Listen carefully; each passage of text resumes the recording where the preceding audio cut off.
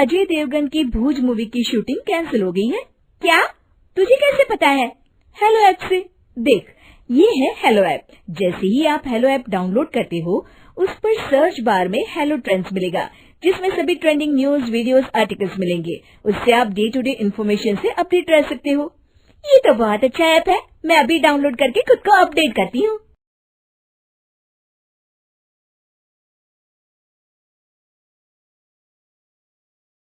अरे अब कुछ मत पूछ विमला। लाख जतन करने के बाद भी महीने के आखिर तक हाथों में चमन्नी भी नहीं बच पाती। कभी अपने लिए कोई छोटी सी भी चीज लेनी हो तो 10 बार सोचना पड़ता है। तू सही कहती है। आमदनी तो बढ़ती नहीं, लेकिन दूसरी तरफ महंगाई दिन ब दिन बढ़ती ही जा रही है। राशन वाले का बिल, दूध वाले का उधार। अरे तुम औरतें बस इसी तरह जिंदगी भर रोती रहोगी। खुद के पैरों पे खड़े होने की सोचो, तब तुम्हें पैसों के लिए किसी का मुंह नहीं देखना पड़ेगा। अरे तू इतनी बड़ी बड़ी बातें कर रही है, तू ही बता दे हम क्या करें। हम औरतें चाहे तो कोई छोटा मोटा व्यापार कर सकती हैं, जैसे कि साड़ी बेचने का। सुधा की बातें सुन सब औरतें हंस पड़ती हैं। ना भाई ना, मेरे पति को ये सब पसंद नहीं है, वो तो मुझे मार डालेंगे। दूसरी औरतें भी विमला की बात से सहमति जताती है और साड़ी का व्यापार करने से मना कर देती हैं। अगले दिन सुधा अपनी सास से ये बात कहती है। बस अब यही काम रह गया था, सारा दिन यही सब सोचती रहती हो। अरे बड़ी आई साड़ी बेचने वाली। तभी वहां सुधा का पति विवेक आता है। अपनी माँ की बात काटते हुए कहता है, अरे माँ, सुधा ठीक ही तो कह रही है। अगर ये साड़ियों का व्यापार करना चाहती है तो इसमें क्या गलत है। मुझे तो सुधा की बात पसंद आई। अरे मजाक है क्या व्यापार करना? अच्छे अच्छों की खटिया खड़ी हो जाती है। मैंने दुनिया देखी है। बेटा तुम लोग ज्यादा हवा में मत उड़ो, और फिर साड़ियाँ खरीदने के लिए पैसे कहाँ से लाएगा? तुम उसकी चिंता मत करो माँ, मैं देख लूंगा। अगले दिन विवेक अपने एक दोस्त से कुछ पैसे उधार लेकर साड़ी के कारखाने से बहुत सारी साड़ियाँ खरीद लाता है। ये लो सुधा, तुम्हारा ऑनलाइन अकाउंट बन गया है। अब लोग घर बैठे तुमसे साड़ियाँ खरीद सकते हैं। ये तो बहुत अच्छी बात है। हाँ, और इतना ही नहीं, मैंने इसमें सभी नई डिजाइन की साड़ियों की फोटो भी अपलोड कर दी है। अब बस तुम देखती जाओ।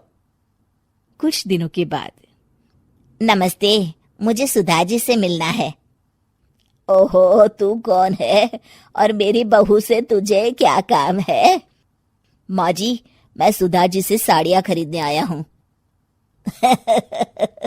अरे बड़ा बेवकूफ है तू, इतना बड़ा मीना बाजार छोड़कर यहाँ साड़ी खरीदने आया है।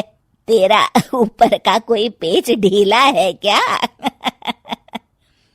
अरे माँ जी, आप नहीं जानती, आजकल ऑनलाइन का जमाना है, समय और पैसे दोनों की बचत होती है। तभी वहां सुधा आ जाती है। सुधा बिरजू को साड़ियाँ दिखाती है। क्या बात है सुधा बहन जी, आपके पास तो बहुत ही सुंदर सुंदर साड़ियाँ हैं।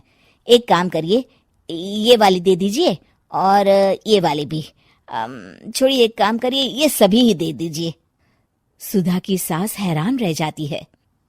अरे इतनी साड़ी का तू करेगा क्या? अरे माँ जी, मेरी बीवी पहनेगी। अरे कितनी बीवियां है तेरी? माँ जी आप भी ना, बीवी तो एक ही है। पहले तो मैं 2-4 साड़ियाँ लेने आया था, लेकिन अब पूरी 20 साड़ियाँ ले जा रहा हूँ।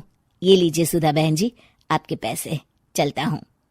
धीरे धीरे सुधा के द्वारा घर में खोली गई छोटी सी दुकान चल पड़ती है और देखते ही देखते सुधा के घर ग्राहकों की लाइन लग जाती है। पैसों की आमदनी देख सुधा की सास की आंखें फटी की फटी रह जाती है। जा बहू, अब तू थोड़ा आराम कर ले, इन लोगों को मैं साड़ियाँ दिखा देती हूँ। माँ जी आप?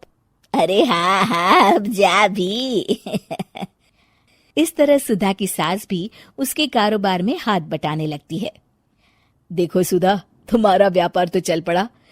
पिछले कुछ महीनों में इतनी कमाई हुई है कि तुम्हें यकीन नहीं होगा।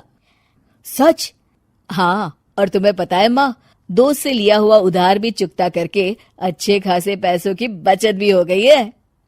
सुधा की सास अपनी बहू और बेटी की कामयाबी पर बड़ा खुश होती है।